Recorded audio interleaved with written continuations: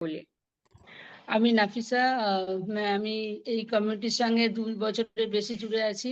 আর এখানে যখন এসেছিলাম তখন আমার ১১৮ কেজির বেশি বডি ওয়েট ছিল, ফ্যাট ছিল। আর অনেক কিছু শরীরের শারীরিক অসুস্থতা ছিল, যেরকম মাইগ্রেনের প্রবলেম ছিল, হাঁটুতে জয়েন্টের প্রবলেম ছিল, থাইরয়েডের প্রবলেম ছিল, প্রেশার হাই ছিল।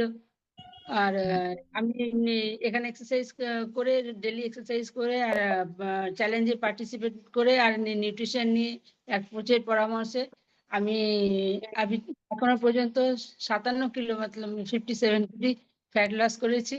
আর পুরো শরীর থেকে ৩১ ইঞ্চেস লস করেছে।